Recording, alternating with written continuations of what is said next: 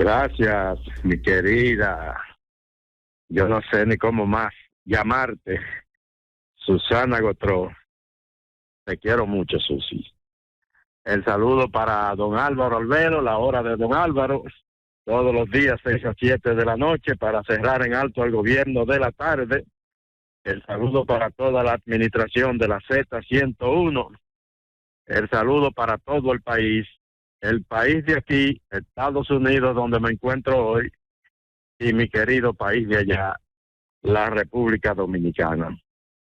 Por supuesto, saludar la presencia, la participación en el gobierno de la mañana de dos excelentes profesionales de la Z101 que hacen vida diaria en el gobierno de la tarde, pero que definitivamente hacen una gran contribución a toda la producción de la Z101. Iluminada Muñoz e Isis Álvarez. Bueno, miren, hoy hay básicamente en la América Latina el tema electoral. Escuché a Iluminada temprano hacer una intervención sobre los resultados en Guatemala y Ecuador. Datos muy interesantes sobre los resultados que fueron ofrecidos por Iluminada. Y luego la intervención del ingeniero Ramón Alburquerque, que por supuesto produce un análisis bastante concienzudo, de profundidad, con respecto a lo que pasó en ambos países. En el caso de Guatemala, la ex primera dama, Sandra Torres, se queda corta por tercera vez en su intento de llegar a la presidencia de ese país. Ella fue primera dama con su esposo fallecido, el presidente Álvaro Colón, y luego en 3 procesos electorales guatemaltecos, ella ha participado como candidata.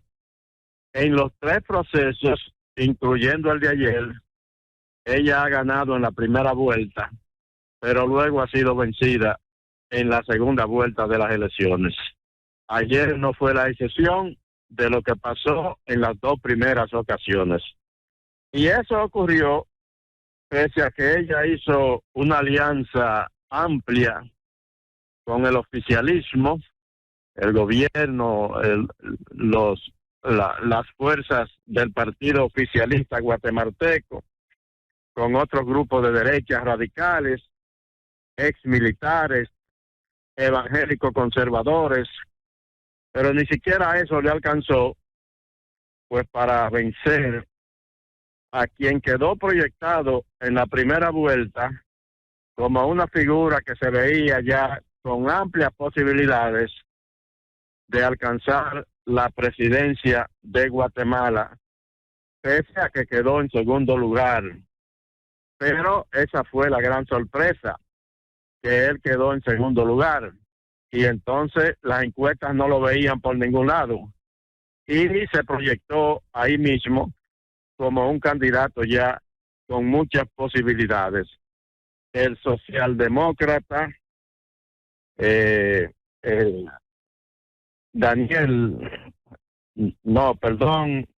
Bernardo Arévalo, escúcheme que es que tengo aquí los datos de Ecuador y de Guatemala de manera contigua. Bernardo Arévalo, con su discurso anticorrupción, una Guatemala bastante convulsa, decidió definitivamente cambiar el rumbo y se ha deslindado por instalar en ese país un gobierno progresista. Todo lo contrario a lo que ha venido ocurriendo durante las últimas décadas en ese país, donde los gobiernos de derecha conservadores han manejado el escenario político guatemalteco. Entonces, Bernardo Arévalo llega con un discurso anticorrupción, que es el tema de mayor preocupación en Guatemala en estos momentos. Incluso Estados Unidos y la comunidad internacional entienden que la corrupción en Guatemala ha sido el factor fundamental para que una gran cantidad de guatemaltecos estén emigrando hacia el norte, y esa era una situación que hay que cambiar. Entiende Estados Unidos y entiende gran parte de la comunidad internacional. Y fueron vigilantes en el sentido de que se respetaran en Guatemala los resultados de las elecciones, porque hay que recordar que desde la justicia y desde el mismo poder oficialista en Guatemala se hicieron todos los esfuerzos para impedir que Bernardo Arévalo participara en esas elecciones. Favorecían a Sandra Torres, y eso facilitó esas alianzas que ella logró concertar. Pero nada de eso bastó. Hoy tenemos el resultado, y no un resultado cualquiera, un resultado contundente. Bernardo Arévalo, con su movimiento Semilla, 58.3% del voto. Sandra Torres, Unidad Nacional de la Esperanza, 36.95%. Así que ese es el resultado. Yo no diría que es inesperado. Inesperado fue en la primera vuelta, pero para la segunda vuelta, a partir de esos resultados de la primera, se vislumbraba un posible triunfo de Bernardo Arévalo, como tal ocurrió ayer.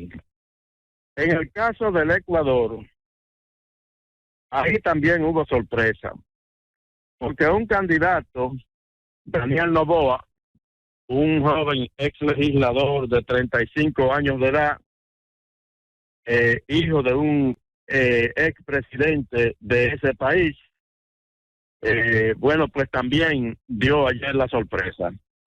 Las encuestas no lo veían por ningún lado, estaba lejano. La Alianza Democrática Nacional, que él encabezó como candidato, pues logró colarse ayer en segundo lugar con un importantísimo 23.73% frente a un 33.25% de Luisa González, la candidata del correísmo. Entonces, Daniel Noboa es un conservador centrista, y su discurso, bueno, pues estuvo basado en la proclama de correísmo contra anticorreísmo.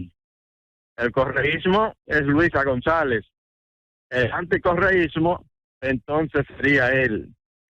Y ese discurso lo enarboló sobre todo durante el último debate electoral. Para que ustedes tengan una idea de lo importante que son los debates electorales, para que la población pueda hacerse un juicio de a quién debe favorecer en una elección. El que no se veía en esas elecciones prácticamente, bueno, pues indican hoy los medios guatemaltecos que en el último debate él se mostró como un elemento aplomado y que habló con mucha seguridad. Y eso probablemente logró convencer a muchos votantes indecisos guatemaltecos. Y ahí entra entonces ese 23.73% frente al 33.25% de Luisa González. Segunda vuelta el 15 de octubre. ¿Qué podría pasar? Bueno, ahí probablemente se pueda dar una situación parecida a lo que ha ocurrido en Guatemala. Porque el que quedó en tercer lugar fue Cristian Zurita, 16.5% del partido Construye, el partido del recién asesinado candidato Fernando Villavicencio. Lógicamente, ¿quién ganará en segunda vuelta? Bueno, el que logre las mejores concertaciones. Y todo parece indicar que es casi imposible que Daniel Noboa y la Alianza Democrática Nacional no, perdón, que Cristian Zurita y el partido Construye del asesinado Fernando Villavicencio puedan apoyar a Luisa González de Revolución Ciudadana, porque ella es la del correísmo y Villavicencio significaba todo lo contrario al correísmo. Incluso se llegó a especular a raíz de su asesinato que sectores del correísmo pudieron haber estado vinculados a esa situación, dado que él fue, Fernando Villavicencio, un látigo sobre Rafael Correa, y casi determinó el que hoy, con sus reportajes periodísticos, por ejemplo, el que hoy Rafael Correa tenga que vivir en el exilio. Entonces, es casi imposible que se dé una alianza entre Cristian Zurita, tercer lugar, repito, 16.5%, Partido Construye, y el correísmo representado por Luisa González. Daniel Noboa yo creo que tiene las mayores posibilidades de concertar un buen bloque para la segunda vuelta, que repito serán el 15 de octubre, y El Salvador necesita dar un giro político, colocarse un poco al centro para que termine, o no para que termine. Mire, lo que está pasando en El Salvador es muy delicado, es muy difícil y le va a tomar bastante tiempo lograr a ese país recuperar la tranquilidad y el sosiego. Por ejemplo, ayer candidatos como el caso de Cristian Zurita, como lo señalaba Iluminada Muñoz esta mañana, asistiendo a las urnas en medio de un operativo de seguridad pocas veces antes visto en un proceso como esto, con casco protector, con chaleco antibalas, con un grupo de agentes colocando alrededor de él una especie de manto de acero para que nadie pudiera observarlo. O sea, una situación bastante difícil la que vive el Ecuador, y probablemente la gran mayoría de esa población pueda ver en Daniel Noboa a la figura, sobre todo por ser un hombre joven, que podría comenzar a darle un giro a la situación política de crispación que vive ese país. Claro, ahí vamos a ver, porque recuerden que el tema de Ecuador no es solamente de tipo político, es un tipo de que ese país ha sido prácticamente tomado por el narcotráfico y por los carteles del crimen organizado, y esa es una situación que todavía es mucho más difícil de resolver que el tema de las confrontaciones políticas. En el caso de Estados Unidos, Donald Trump anuncia hoy oficialmente que no va a participar del primer debate republicano el próximo miércoles. Ese debate tendrá lugar en Milwaukee, Wisconsin, y el argumento de él es que tiene una gran ventaja, como ciertamente es así, y que entonces él no ve la necesidad de darle la oportunidad a unos candidatos que están en 1% o 2% para estarle haciendo preguntas molestosas con respecto a su situación legal. Él no va a participar de los debates. Algunos entienden que es un error, porque entonces está dando la posibilidad a que sin un contrapeso de él, otros candidatos puedan enseñar buenas credenciales, y en el futuro cercano usted podría verlo comenzar a crecer en las encuestas.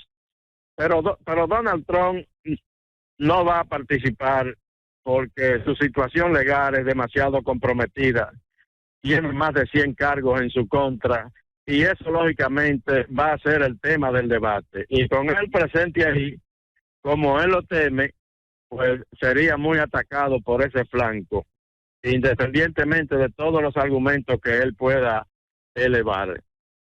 Esta semana, a más tardar el viernes, porque la justicia le ha dado hasta el 25 de agosto para presentarse ante la cárcel del condado de Fulton, allá en Georgia, para ser apresado e instruido de cargos por el tema de tratar de revertir los resultados de las elecciones en Georgia. Es una situación sumamente complicada, la del expresidente desde el punto de vista legal, desde el punto de vista político, a lo interno del Partido Republicano, su situación sigue siendo muy favorable.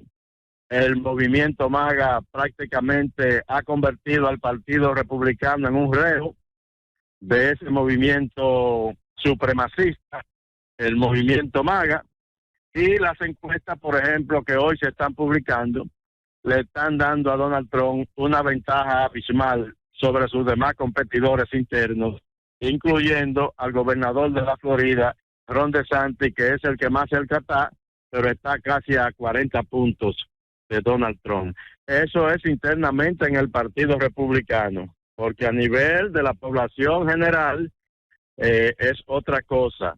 Donald Trump, ok, con una puntuación alta en las encuestas, pero todavía aparece vulnerable, por ejemplo, frente a un candidato como Joe Biden, que con todos los problemas de salud que tiene y todas las situaciones, todavía dicen las encuestas que podría vencer a Donald Trump.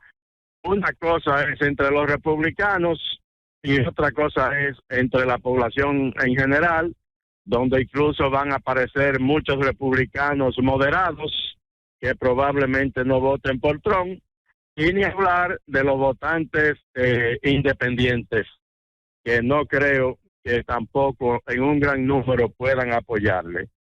Va a ser un proceso electoral interesante, el del 2024 en Estados Unidos. Yo creo que Trump podría llegar a ser candidato, pero vamos a esperar a ver qué va a decidir una mayoría de votantes norteamericanos, si estarían dispuestos a llevar a la Casa Blanca a un hombre que de ser candidato y que de ganar estaría incluso colocándose por encima de la justicia en ese país. Vamos a ver qué pasa con eso. En el plano nacional, la decisión del presidente Luis Abinader de aparecer ante el país para dar un informe, diríamos que oficial, sobre lo ocurrido en San Cristóbal. Tengo las mismas inquietudes que han expresado algunos compañeros, pero definitivamente el gobierno tiene que dar su versión, porque lo que hemos escuchado hasta ahora son rumores, son informaciones extraoficiales sobre posibles causas del fatal evento ocurrido en San Cristóbal. Y creo que ha pasado tiempo suficiente como para que ya escuchemos una versión oficial bien terminada y sobre todo, y es lo que yo creo que debe de presentar el presidente Abinader cuando aparezca ante el país, un compromiso, una decisión del gobierno de tomar todas las medidas necesarias para que algo así no vuelva a ocurrir, porque eso ocurre producto de la permisividad que hay en la República Dominicana para que cualquiera instale, opere una fábrica, independientemente de si allí se manejan materiales peligrosos, y que lo hagan sin permiso y sin supervisión. Entonces, el gobierno, y es la seguridad que tiene que dar hoy el presidente, o en el momento en que aparezcan ante el país, tiene que dar garantía de que se van a tomar todas las medidas para que eso no continúe ocurriendo. Pero, en sentido general, creo que llegó la hora. Probablemente no hayamos escuchado versiones oficiales gubernamentales en los días pasados porque se estaba recopilando toda la información para que fuera el presidente quien la ofreciera al país. Ojalá y sea una información que no deje duda y que le dé a la República Dominicana una versión bien terminada, bien acabada, de qué fue lo que pasó, cómo pasó, por qué pasó, quiénes son los responsables y cómo el gobierno los va a poner, los va a llevar ante la justicia para que respondan por estas más de 30 muertes ocurridas fatalmente en San Cristóbal. Bien, gracias compañeros. Lo veo en Boston.